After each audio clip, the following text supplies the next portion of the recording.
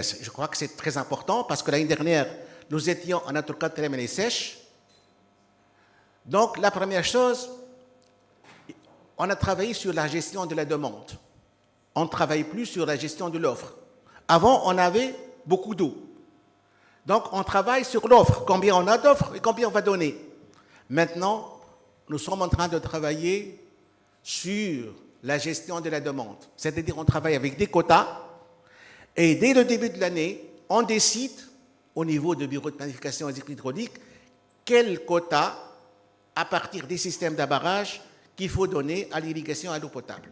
Et bien sûr, le calcul des quotas se fait principalement sur les stocks des barrages et on fait des simulations d'apport. Et à la suite de ça, on affecte des quotas. Ensuite, ce qu'il faut noter, on a donné la priorité à l'eau potable. Il ne faut pas toucher l'eau potable. Et pour l'irrigation, il y a des priorités. Premièrement, irriguer les cultures stratégiques, comme le blé et les fourrages. Ensuite, sauvegarder l'arboriculture. Et enfin, les cultures maraîchères. Ce sont des cultures qui demandent beaucoup d'eau. Donc, on a décidé de déléguer les quantités très faibles, bien sûr, aux cultures maraîchères. Donc, je vais m'arrêter là. Et si vous avez des questions par la suite, je vais vous répondre. Alors, je reviens à l'exposé. Donc, on a dit que l'agriculture, c'est le secteur qui consomme le plus d'eau. Et je vais vous donner par la suite l'évolution des périmètres irrigués. Donc, vous voyez très bien qu'il y a une extension rapide des périmètres irrigués. En 1960, on a 50 000 hectares. Actuellement, on a 442 000 hectares de périmètres irrigués. Notez qu'entre parenthèses, actuellement, on encourage très peu l'extension des périmètres irrigués. Mais par contre, on réhabilite les périmètres irrigués.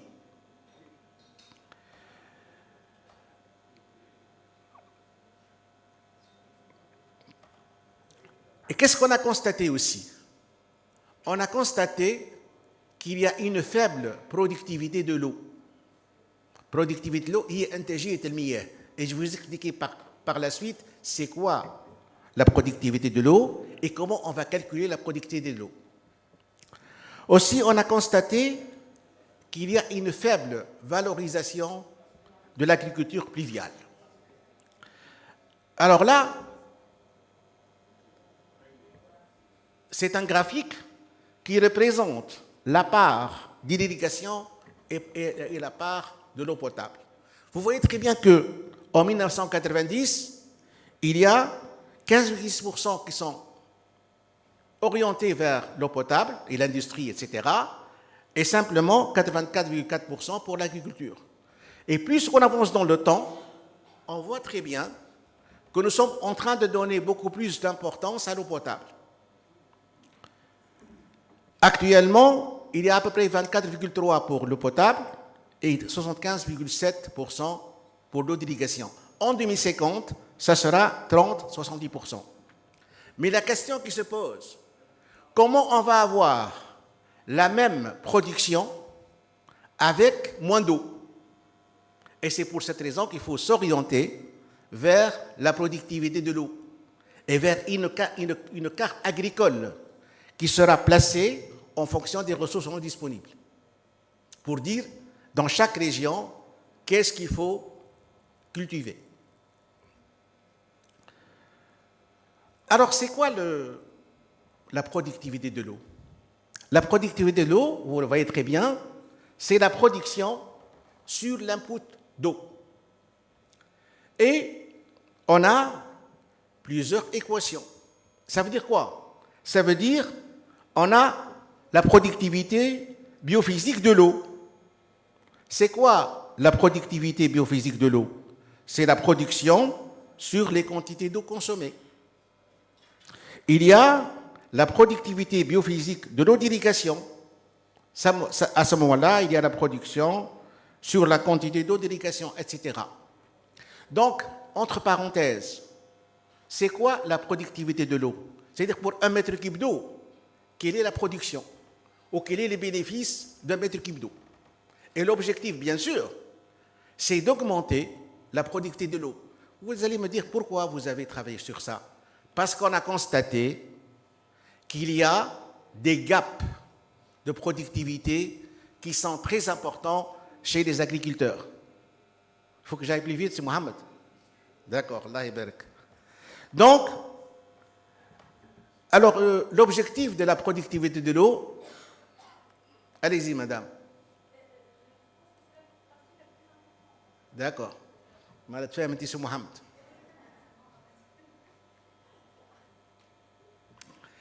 Donc, quel est l'objectif? L'objectif, c'est de réduire l'écart de productivité. Il y a des productivités théoriques, il y a une productivité potentielle, il y a des productivités réalisables et il y a la productivité réelle.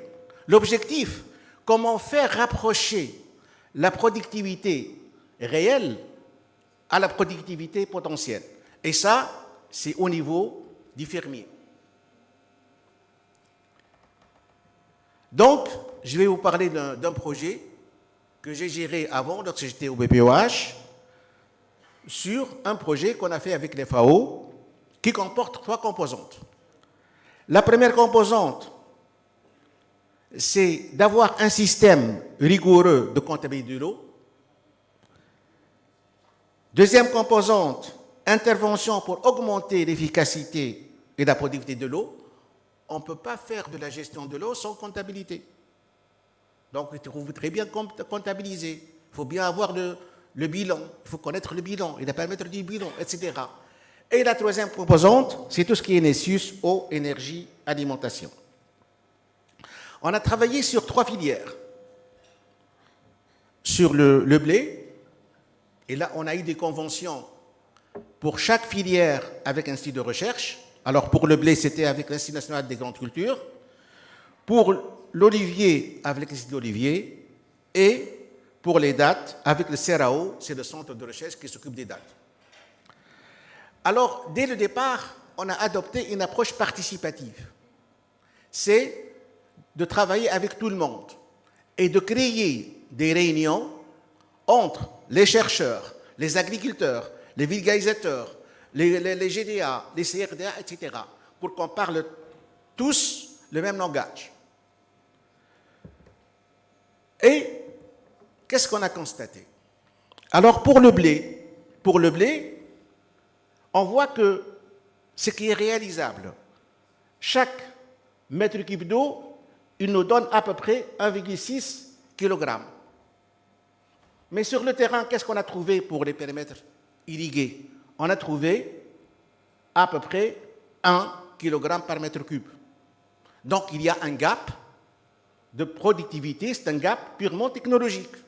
Ça, c'est pour le blé irrigué. Mais pour le blé qui n'est pas irrigué, on a trouvé que chaque mètre cube d'eau, il donne à peu près 0,5 kg. Donc là, il y a un gap lié à la ressource. Quel est notre objectif? Pousser les agriculteurs à avoir des productivités réalisables.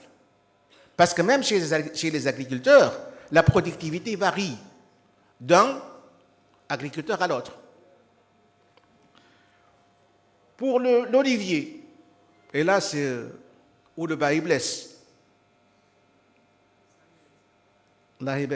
Donc pour l'olivier, ce qui est réalisable, 1 mètre cube d'eau me donne à peu près 7 kg.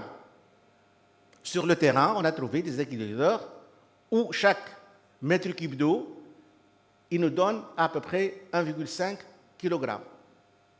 Et s'il n'y a pas d'irrigation, c'est encore pire. Donc vous voyez très bien qu'il y a un gap technologique et un gap aussi lié à la ressource.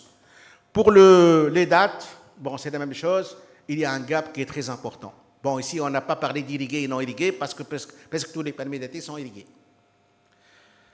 Alors, on a parlé de la stratégie d'action de la gestion des ressources en eau. J'ai parlé de tous ces paramètres-là tout à l'heure.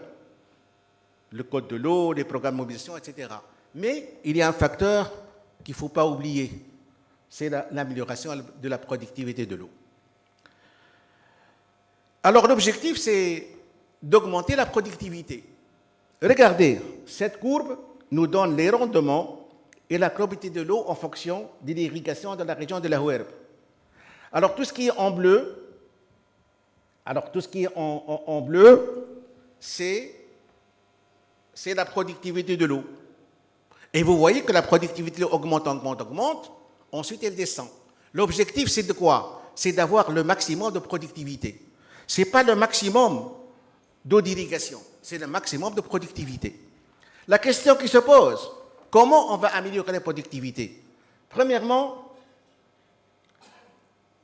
il faut avoir une meilleure gestion des ressources naturelles. Et lorsque je dis gestion, c'est la gestion des sols et la gestion de l'eau. Ensuite, il faut qu'il y ait un choix optimal des variétés. Il faut que les variétés qu'on va choisir s'adaptent très bien aux conditions du milieu.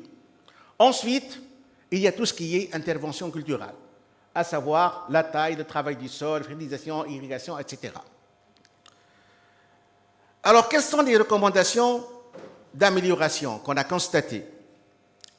Alors, pour les dates, on a constaté, lorsqu'on est allé sur le terrain, qu'ils ne connaissent pas l'évapotranspiration des palmiers dattiers. Donc, la première chose, c'est d'estimer les besoins en eau des cultures oisiennes. Bien sûr, ça se calcule en fonction de l'évapotranspiration. Et aussi, il faut travailler sur l'irrigation localisée. Pour l'olivier, c'était plutôt la gestion de la taille, qui est très importante. Et aussi l'irrigation de complément. Et pour le blé, ça sera l'irrigation déficitaire, régulée en suméraïde, l'irrigation de suppléments en subémide et l'inversion de la fertilisation azotée. Mais pour les trois cultures, il faut penser à utiliser les nouvelles technologies et aussi il faut utiliser la productivité comme indicateur pour optimiser les allocations hydriques. Alors, comment on va estimer la productivité de l'eau? Je vais m'arrêter là, si Mohamed. Donc, pour estimer la productivité de l'eau, biophysique ou économique, il est nécessaire de collecter ou mesurer et estimer les grandeurs suivantes, qui sont la production et le rendement actuel, la production et le rendement potentiel, les apports d'eau par précipitation et par irrigation, les valeurs de la consommation, évapotranspiration actuelle et potentielle, et la valeur économique de la production et des coûts de production. Je crois que, bon, j'ai encore d'autres diapos, je vais m'arrêter là, mais je vais insister sur deux choses. C'est tout ce qui est formation et tout ce qui est augmentation de la capacité. Donc nous, on a travaillé avec des champs écoles paysans, c'est-à-dire on va sur le terrain où il y a à la fois les chercheurs, les agriculteurs, les vulgarisateurs, et on fait des écoles paysans sur le terrain. Autre chose aussi qu'on a fait, on a créé un master professionnel à l'Institut national agronomique de Tunisie, et on a pris, pour ce master-là, qui a démarré cette année scolaire, on a pris à la fois des ingénieurs qui travaillent dans les CRDA, et aussi on a pris des étudiants qui ont achevé leurs travaux d'ingénierie. Et là, c'était très bénéfique. Pourquoi? Parce qu'on a constaté, lorsqu'on a fait le tour des CDA, qu'il y a un manque des personnes qui sont spécialistes dans la productivité de l'eau. Je m'excuse et vraiment, si j'étais un peu long, je vous remercie de votre attention.